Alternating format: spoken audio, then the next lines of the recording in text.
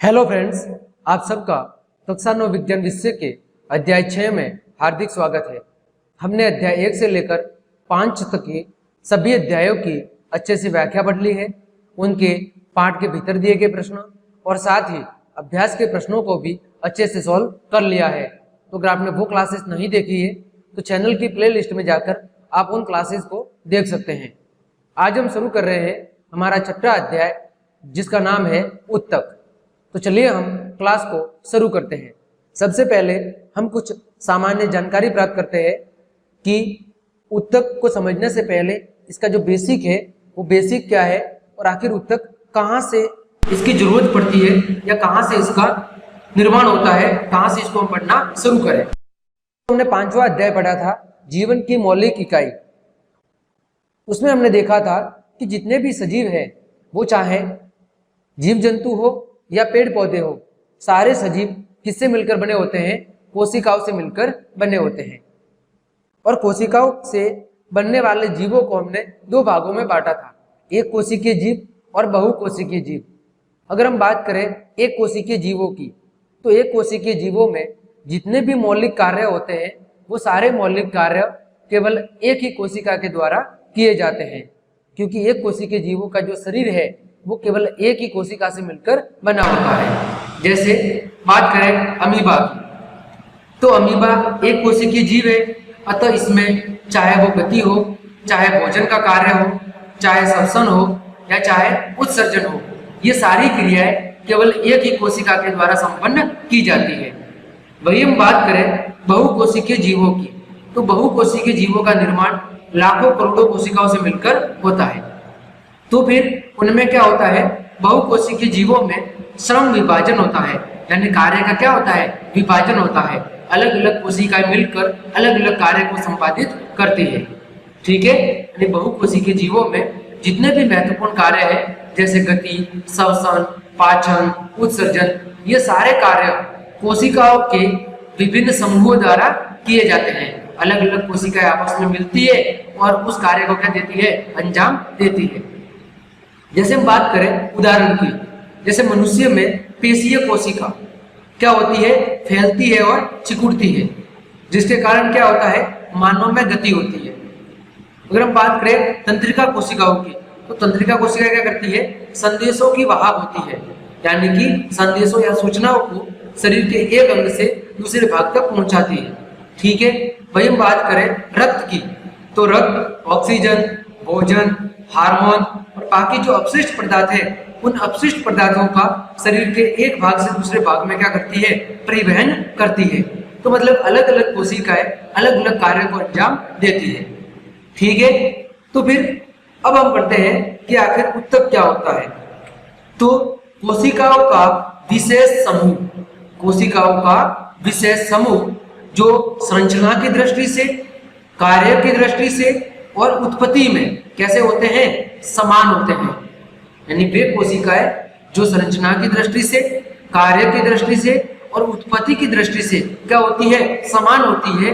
उन कोशिकाओं के विशेष समूह को क्या कहते हैं? वो हम उत्तक कहते हैं। ठीक है, जैसे बात करें मानव में रक्त की, पादपों में फ्लोएम की या पेशियों की, तो ये सारे किसके उदाहरण है? ये उत्तक के उदाहरण है।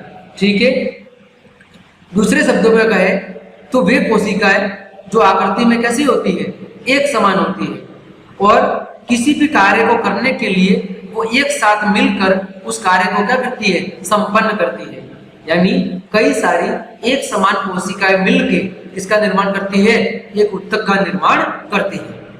ठीक है, तो आपको उत्तक के बारे में इतना रखना है कि कोशिकाओं का एक विशेष समूह जो संरचनात्मक, कार्यात्मक और उत्पत्ति में समान होती है और मिलकर एक विशिष्ट कार्य को अंजाम देती है, उन्हें क्या कहते हैं? उन्हें हम उत्तक कहते हैं। ठीक है, अब हमारे सामने प्रश्न ये उठता है कि क्या पौधे और जंतु ये एक ही तरह के उत्तकों से मिलकर बने होते हैं अथवा नहीं? मतलब जिन उत्तकों से पादप निर्मित होते हैं, क्या उन्हीं उत्तकों से जंतु भी निर्मित होते हैं अथवा नहीं?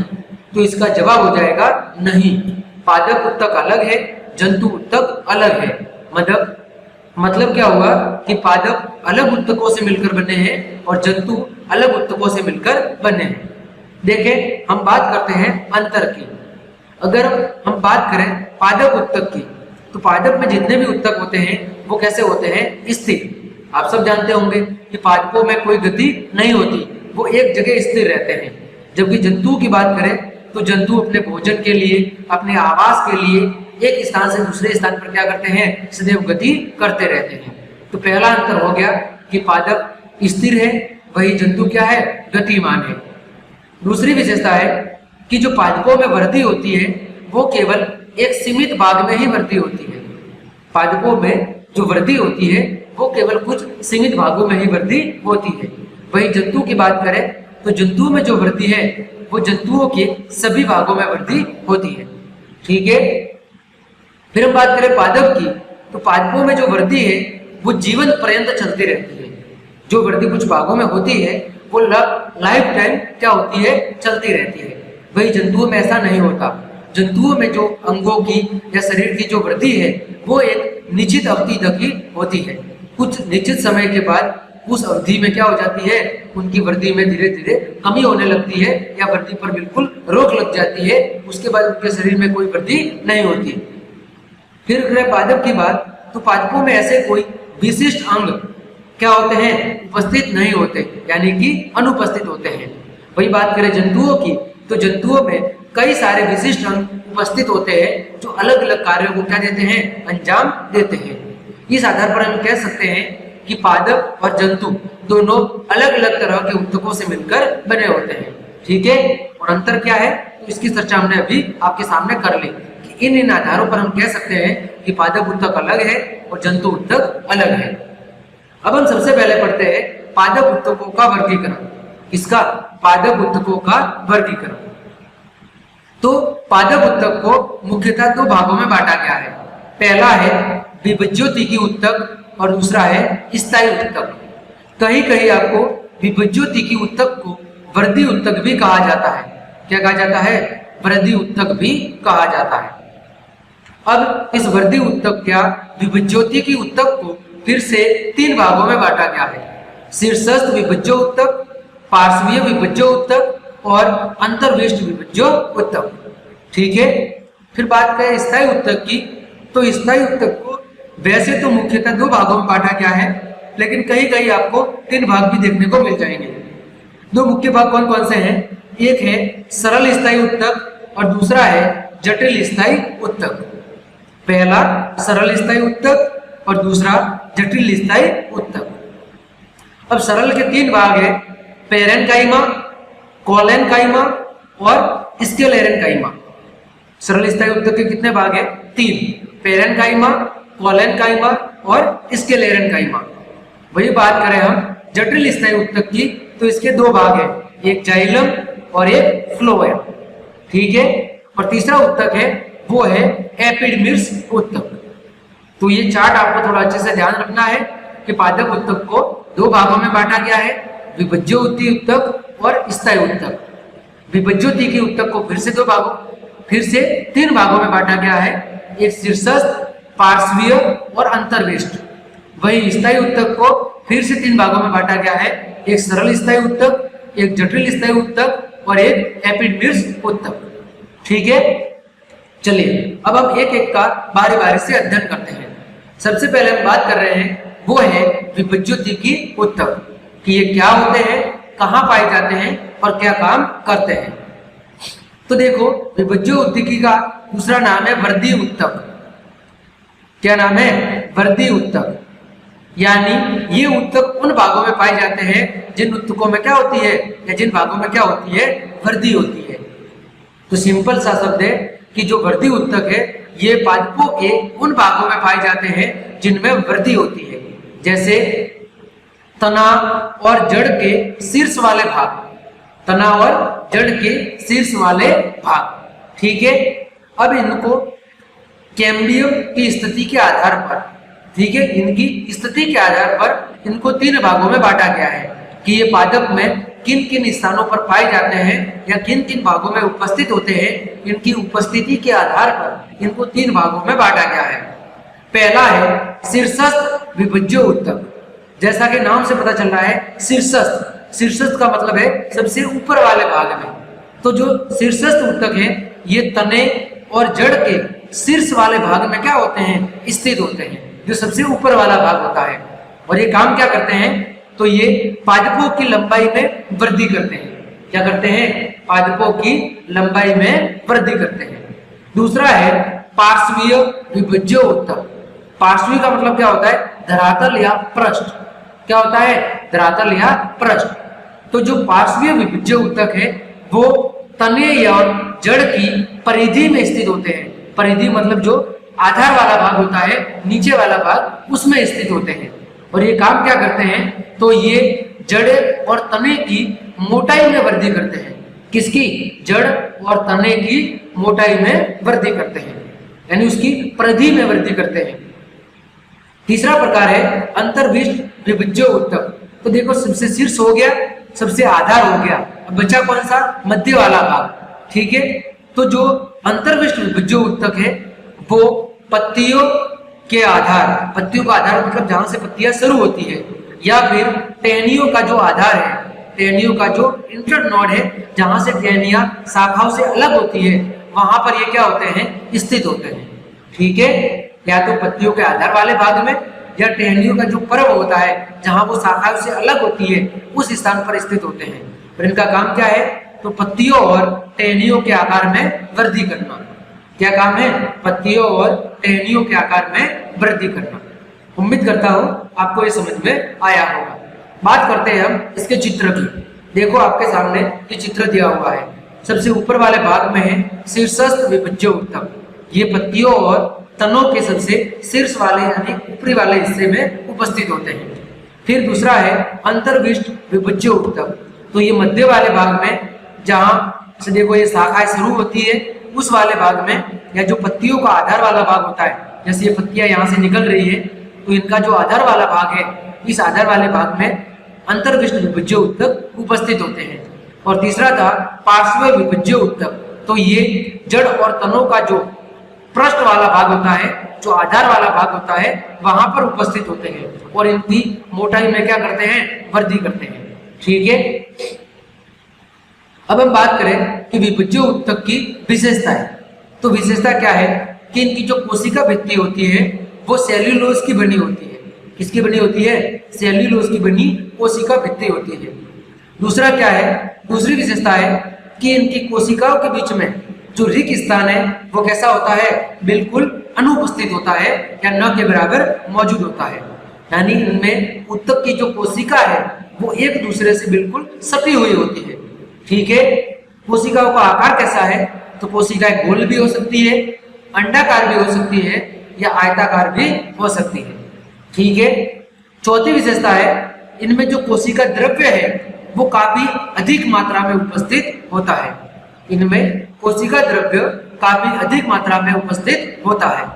अगली विशेषता, नाभिक एक होता है और आकार में कैसा होता है, आकार में बड़ा होता है। अगली विशेषता, इनमें जो रसदानी है वो रसदानी क्या होती है, अनुपस्थित होती है। यानी इन विभज्य उत्तक की उत्तक में भोजन का कोई संग्रह नहीं होता, इनमें भोजन को इकट्ठा करने की कोई प्रक्रिया नहीं होती है।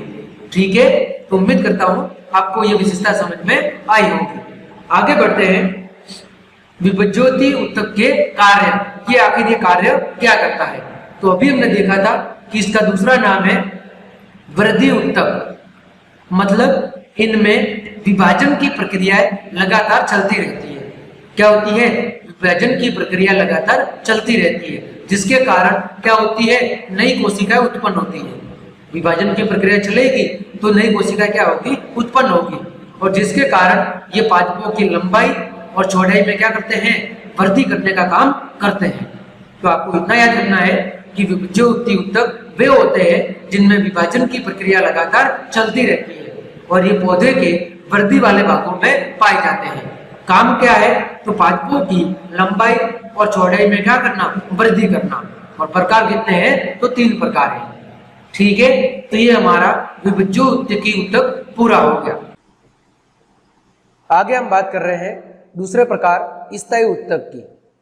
तो स्थायी ऊतक वे ऊतक होते हैं जो विभज्य ऊतकी ऊतक से क्या होते हैं, उत्पन्न होते हैं। यानी जो विभज्य ऊतकी ऊतक बार बार विभाजित होते हैं तो आगे चलकर वो विभाजन की क्षमता क्या हो देते हैं, खो देते हैं। यानी अब उनमें और ज्यादा विभाजन नहीं हो सकता, तो फिर वे स्थायी ऊतक का क्या होते हैं, निर्माण करते हैं। यानी वे ऊतक जो किससे उत्पन्न हुए हैं, विभज्य ऊतकी उत्पन्न से हुए हैं, लेकिन अब उनमें विभाजन की क्षमता क्या हो गई है, खत्म हो गई है। तो वे ऊतक क्या कहलाते हैं, वे ऊतक स्थायी ऊतक कहलाते हैं। इनका आकार, आकृति और मोटाई सब कैसा होता है, निश्चित होता है, क्योंकि अब इनमें आगे किसी भी प्रकार की वृद्धि या विकास नहीं होने वाला। ठीक है, अतः इस वजह से इनका आकार, आकृति और मोटाई क्या होते हैं, निश्चित होते हैं। ये जीवित या मर्त दोनों ही हो सकते हैं। ये जीवित अवस्था में भी हो सकते हैं या मर्त, लेकिन एक परमानेंट चीज होगी कि अब इनमें विभाजन नहीं होगा। आगे बात करें तो स्थायी ऊतक की कोशिकाओं में, कोशिका द्रव्य में क्या पाई जाती है, रिक्तिकाएं पाई जाती है। ठीक है, और एक सरल कोशिका एक विशिष्ट कार्य करने के लिए अपना एक स्थायी रूप और क्या प्राप्त करती है, एक निश्चित स्थायी आकार प्राप्त करती है, और उसे क्या कहते हैं, इस प्रक्रिया को कहते हैं विभेदीकरण। क्या कहते हैं, विभेदीकरण कहते हैं कि जब एक सरल कोशिका किसी एक विशिष्ट कार्य को करने के लिए अपना रूप और आकार दोनों ही क्या कर लेती है, दोनों को स्थायी बना लेती है, परमानेंट कर लेती है, इस प्रक्रिया को कहते हैं विभेदीकरण। आया समझ में? आगे हम बात करते हैं आकृति व संरचना के आधार पर स्थायी ऊतक के प्रकार। तो कितने प्रकार है, दो। पहला सरल स्थायी ऊतक और दूसरा जटिल स्थायी ऊतक। सरल का मतलब है कि ये जो ऊतक है ये केवल एक ही प्रकार की कोशिकाओं का क्या होते हैं, समूह होते हैं। यानी वे स्थायी ऊतक जो केवल एक ही प्रकार की कोशिकाओं से मिलकर बने होते हैं उन्हें सरल स्थायी ऊतक कहा जाता है। इनको फिर से दो भागों में बांटा गया है, एक प्रोटेक्टिव यानी संरक्षी ऊतक और दूसरा सपोर्टिंग टिश्यू यानी कि सहायक ऊतक।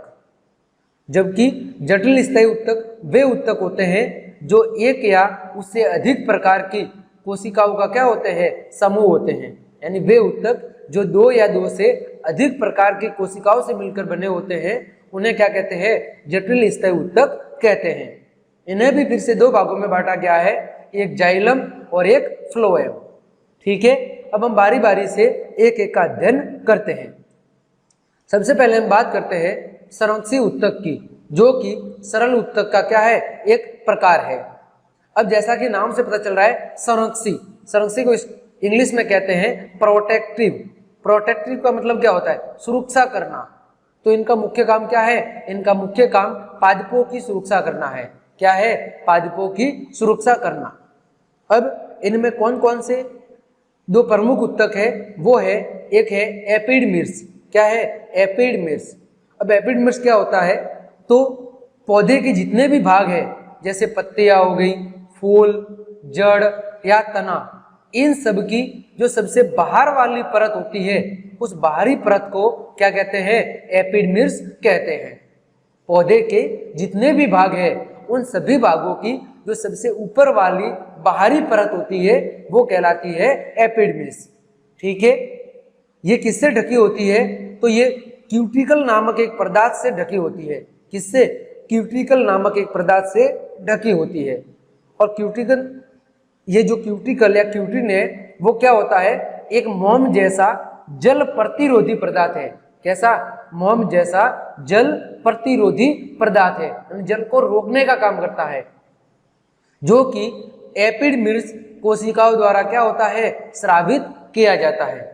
इस पदार्थ का निर्माण कहाँ होता है, तो एपिडर्मिस कोशिकाओं के द्वारा। आया समझ में? अब ज्यादातर जो पौधे हैं उनमें क्या होता है, एपिडर्मिस के साथ साथ पत्तियों में छोटे छोटे सूक्ष्म छिद्र पाए जाते हैं। अधिकतर पेड़ पौधों की पत्तियों में एपिडर्मिस तो होता ही है, इसके अलावा भी पत्तियों में छोटे छोटे छिद्र पाए जाते हैं, जिन्हें क्या कहते हैं, जिन्हें स्टोमेटा कहते हैं। क्या कहते हैं, स्टोमेटा कहते हैं।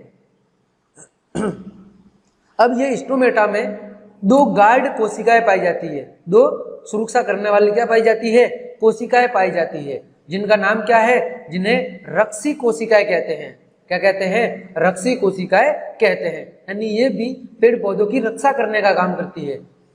ये कोशिकाएं काम क्या करती है, ये कोशिकाएं वायुमंडल से गैसों का आदान प्रदान करना और साथ ही बाष्पोत्सर्जन की क्रिया करना।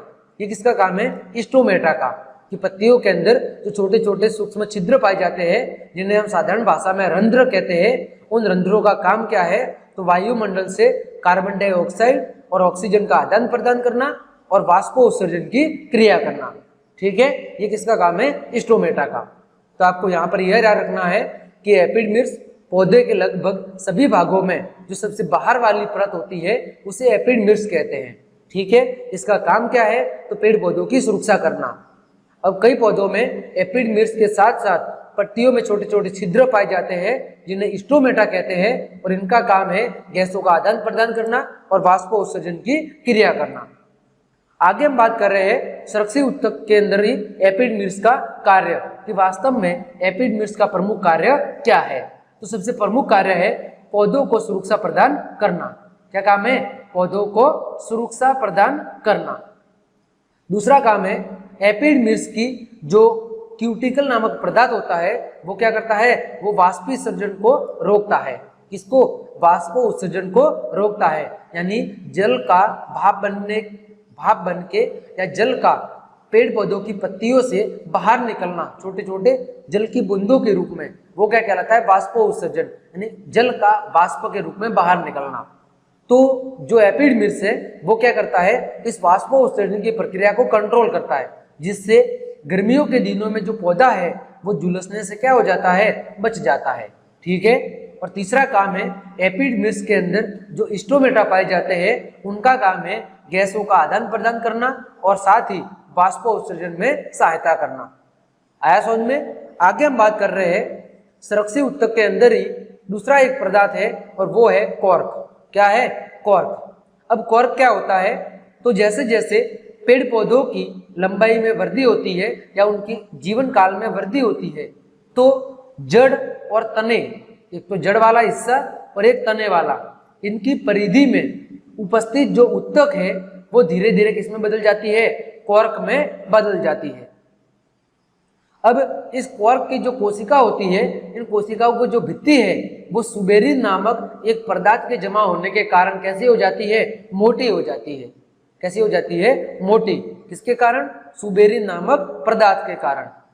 और जो ये कॉर्क कोशिका है ये काम क्या करती है, तो ये जल और गैस दोनों के प्रवाह को रोकने का काम करती है, क्योंकि ये कैसी कोशिकाएं होती है, ये मर्त कोशिकाएं होती है। ठीक है, जैसे आपको चित्र में पेड़ के ऊपर वाला हिस्सा जो ये छाल के रूप में दिखाई दे रहा है, यही कॉर्क है। ये क्या है, कॉर्क है। ठीक है, इसका कार्य क्या है, तो कार्य ये पेड़ पौधों को झटकों और चोट से क्या करता है, बचाता है। ठीक है, इसके अलावा ये हल्का होता है, जल रोधक है, यानी जल को अंदर प्रवेश करने नहीं देता, और साथ ही कैसा होता है, संपीड्य। संपीड्य का मतलब इसे आसानी से तोड़ा जा सकता है। ठीक है, और कॉर्क का उपयोग क्या होता है, तो कुचालक के रूप में। कुचालक का मतलब जिसमें विद्युत धारा का प्रवाह नहीं होता, और साथ ही झटके सहन करने वाले पदार्थ के रूप में किया जाता है। तो ये किसके कार्य हो गए, कॉर्क के। तो हमने संरक्षी ऊतक के अंदर पढ़ा एपिडर्मिस और कॉर्क, इनका मुख्य कार्य क्या है, तो पेड़ पौधों की सुरक्षा करना। ठीक है, आगे हम बात कर रहे हैं सहायक ऊतक की। तो सहायक ऊतक काम क्या करते हैं, ये पेड़ पौधों के अंदर जितने भी जरूरी कार्य होते हैं उन जरूरी कार्यों में सहायता करते हैं। ये 3 प्रकार के होते हैं, पहला पेरेन्काइमा, दूसरा कोलेन्काइमा और तीसरा स्क्लेरेन्काइमा। अब हम बारी बारी से पढ़ते हैं। सबसे पहले हम बात कर रहे हैं पेरेन्काइमा ऊतक की। तो ये समान व्यास वाली जीवित कोशिकाएं होती है। कैसी, समान व्यास वाली जीवित कोशिकाएं, यानी इनका आकार सभी कोशिकाओं का लगभग एक जैसा होता है। ठीक है, क्योंकि लिखा हुआ है समान व्यास वाली, मतलब ये सभी कोशिकाएं समान आकार की जीवित कोशिकाएं होती है। अब इनका आकार कैसा होता है, तो इनका आकार गोल भी हो सकता है, अंडाकार भी हो सकता है, बहुभुजाकार भी हो सकता है या लंबी संरचना के रूप में भी ये हो सकती है। ठीक है। दूसरी विशेषता क्या है कि इनकी जो कोशिका भित्ति है वो काफी पतली होती है और इनमें जो कोशिका द्रव्य है वो काफी अधिक मात्रा में उपस्थित होता है, यानी कैसा होता है, सघन होता है। ठीक है। अगली विशेषता है कोशिका के मध्य में केंद्रीय रिक्तिका पाई जाती है। जैसे दो कोशिका है, इनके बीच का जो ये स्थान है, यानी दो कोशिकाओं के बीच में कुछ अंतर कोशिकीय स्थान पाया जाता है। जैसा आपको चित्र में दिख रहा होगा, पेरेन्काइमा में देखो कोशिका द्रव्य मौजूद है, केंद्रक मौजूद है, मध्य पटलिका, हरित लवक यानी क्लोरोप्लास्ट, रसधानियां मौजूद है, अंतराकोशिक स्थान यानी दो कोशिकाओं के बीच स्थान मौजूद है और साथ ही प्राथमिक कोशिका भित्ति भी मौजूद है। तो एक इसका चित्र है पेरेन्काइमा का। अब बात करें हम इसकी स्थिति की कि आखिर पेरेन्काइमा ऊतक कहाँ पाए जाते हैं। तो पेरेन्काइमा ऊतक पेड़ पौधों में सबसे अधिक मात्रा में पाए जाने वाले ऊतक है और ये पौधे के लगभग सभी भागों में पाए जाते हैं, जैसे जड़, तना, पत्ती, फूल, इन सभी हिस्सों में पेरेन्काइमा ऊतक पाए जाते हैं। इनके कार्य क्या है? तो इनका मुख्य कार्य है भोजन को संचित करना या भोजन को इकट्ठा करना। ठीक है। दूसरा काम है पेड़ पौधों को यांत्रिक मजबूती प्रदान करना। क्या काम करना? पेड़ पौधों को यांत्रिक मजबूती देना। और तीसरा काम है पौधे के जो अपशिष्ट पदार्थ है, जैसे गोंद, रेजिन, क्रिस्टल, टेनिन, इन अपशिष्ट पदार्थों को क्या करना? इकट्ठा करना। ये किसका काम है? पेरेन्काइमा ऊतक का। ठीक है। आगे बढ़ते हैं हम। पेरेन्काइमा कोशिकाओं का रूपांतरण, मतलब ये पेरेन्काइमा कोशिकाएं एक कोशिका से दूसरी कोशिकाओं में इनका रूपांतरण चलता रहता है। अभी रूपांतरण कैसे होता है देखें। तो जिन पेरेन्काइमा कोशिकाओं में क्लोरोप्लास्ट पाया जाता है तो वे हरे रंग की क्लोरेन्काइमा कहलाती है। जिन पेरेन्काइमा कोशिकाओं में क्लोरोप्लास्ट पाया जाता है उन कोशिकाओं को क्या कहते हैं? क्लोरेन्काइमा कहते हैं। ठीक है। जैसे ये पेरेन्काइमा कोशिका है, अगर इन कोशिकाओं में हरे रंग का क्लोरोप्लास्ट मौजूद है तो इन कोशिकाओं को हम क्या कहेंगे? क्लोरेन्काइमा। क्या कहेंगे? क्लोरेन्काइमा कहेंगे। अब क्लोरोप्लास्ट है, क्लोरोप्लास्ट का मतलब क्या है? हरित लवक। हरित लवक यानी कि पर्णहरित। और ये काम क्या करता है? ये प्रकाश संश्लेषण की क्रिया के लिए जिम्मेदार है।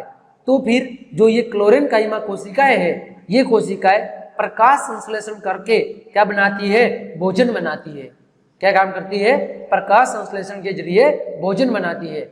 और ये पाई कहाँ जाती है? तो ये कोशिका पत्तियों में और नवजात तनों के बाह्य आवरण में पाई जाती है, क्योंकि हमने देखा था कि ज्यादातर जो हरित लवक या पर्णहरित होते हैं वो पेड़ पौधों की पत्तियों या तने का जो बाहरी वाला हिस्सा होता है उस वाले हिस्से में पाई जाती है। ठीक है। तो ये पहला रूपांतरण था।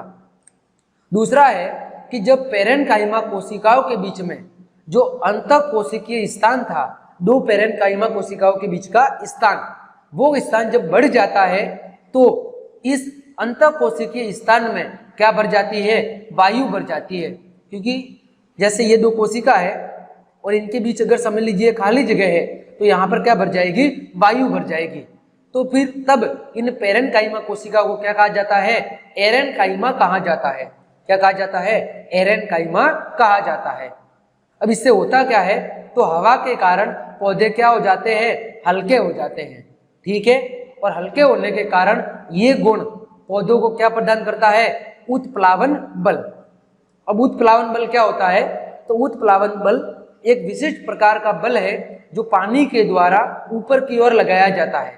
जैसे जब आप किसी बर्तन को पानी में डुबाने की कोशिश करते हो तो पानी ऊपर की ओर एक बल लगाता है, यानी उस बर्तन को बाहर की ओर फेंकने का काम करता है।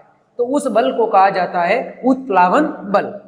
और ये ज्यादातर कौन से पौधों में पाया जाता है? जलीय पौधों में पाया जाता है। इसी कारण जलीय पौधे आपको पानी के ऊपर तैरते हुए क्या होते हैं? नजर आते हैं।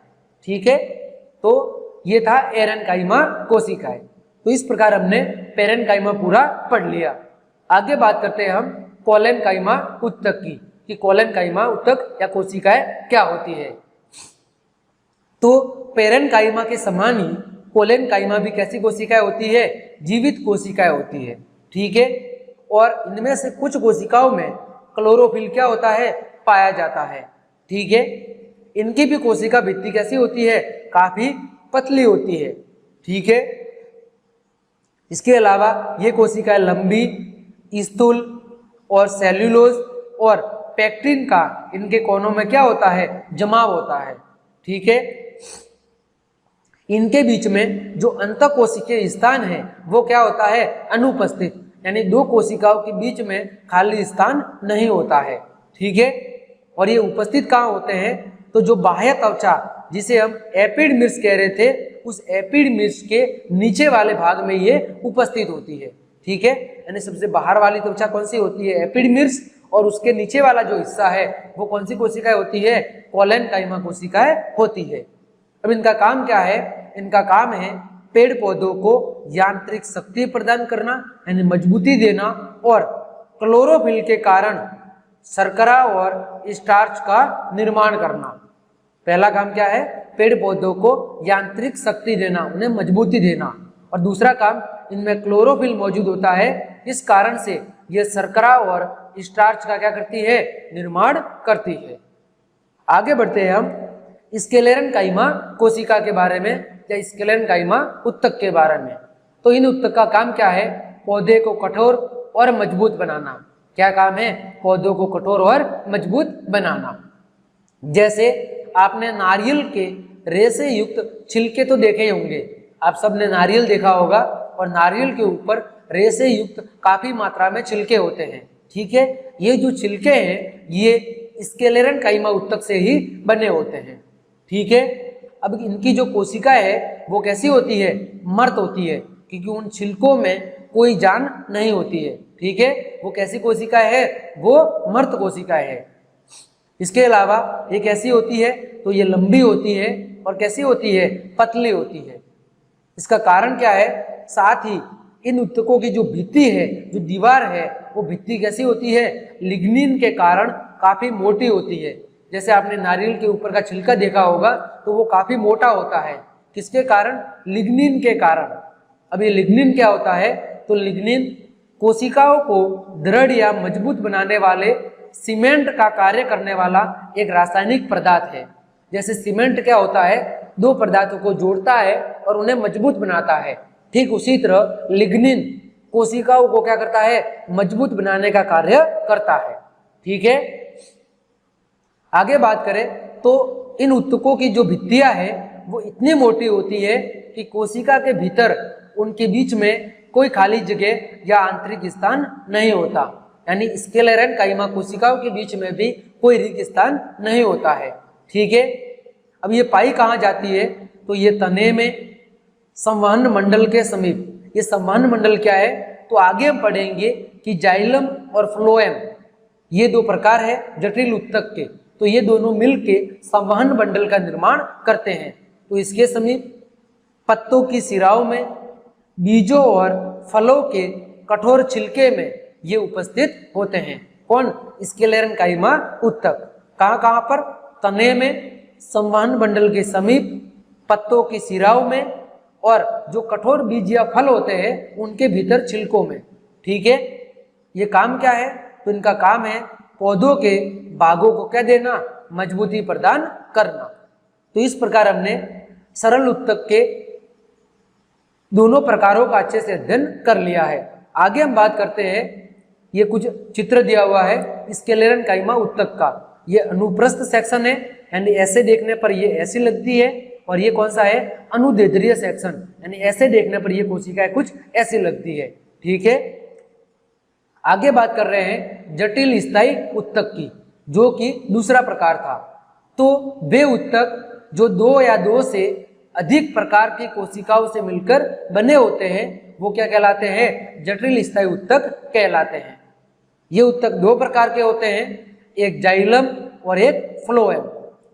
ठीक है, ये दोनों उत्तक मिलके क्या बनाते हैं? संवहन उत्तक बनाते हैं।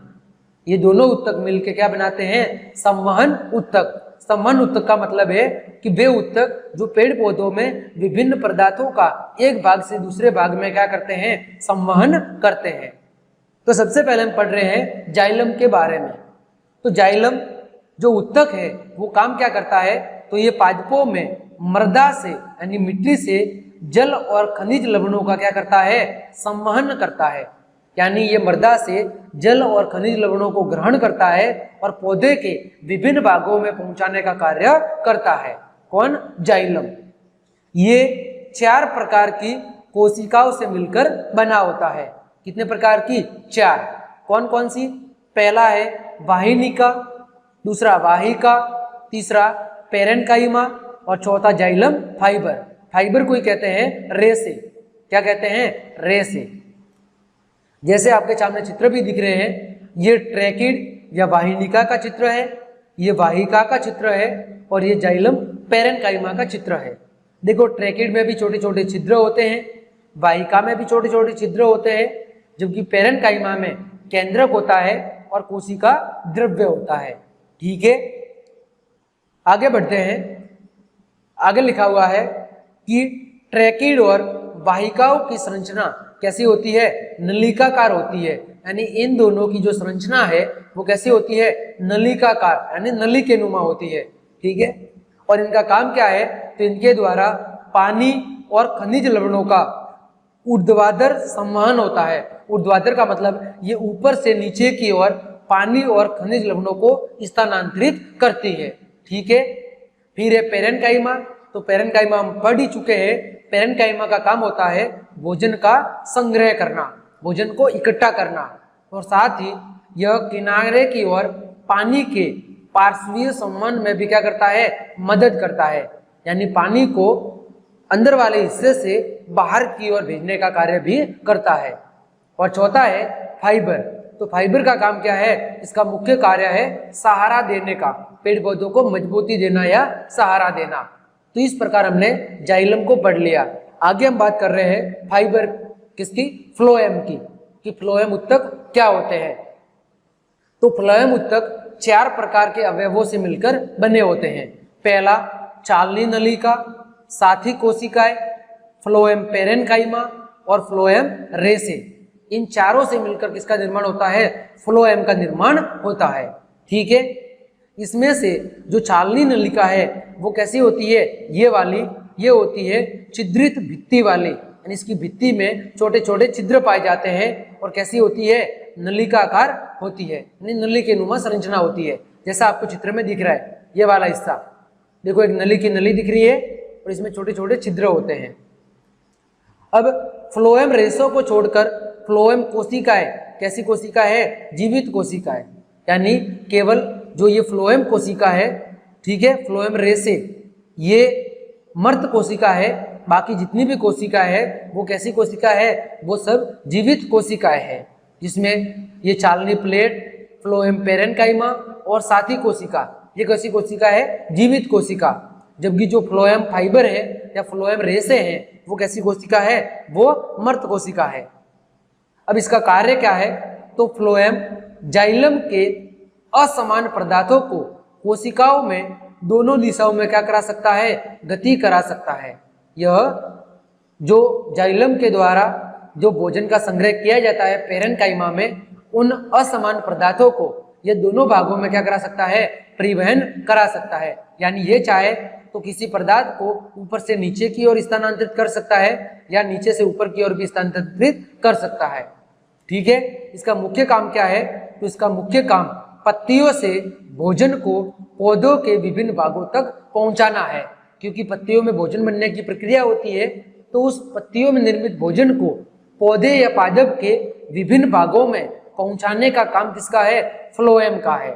ठीक है, चलिए आगे हम बात कर रहे हैं जाइलम और फ्लोएम में अंतर क्या है।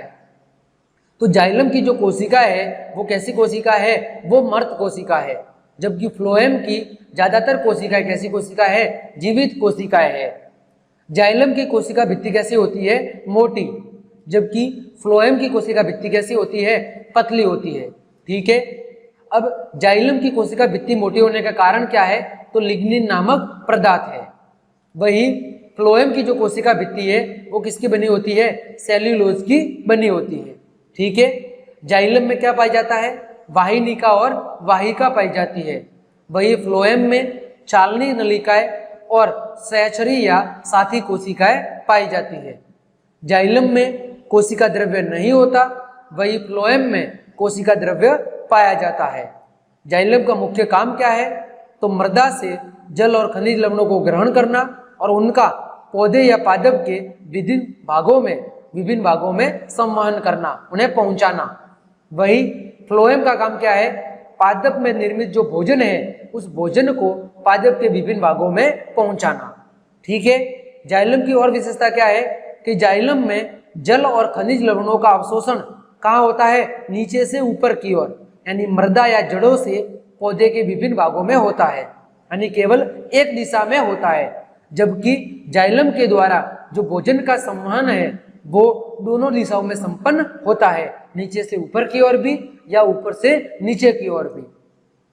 तो इस प्रकार हमने आज की क्लास में पादप ऊतक के बारे में पूरा अध्ययन कर लिया है। क्लास देखने के लिए आप सभी को धन्यवाद। अगर आपको क्लास अच्छी लगी है तो लाइक, कमेंट, शेयर और सब्सक्राइब जरूर करें। आज के लिए इतना ही।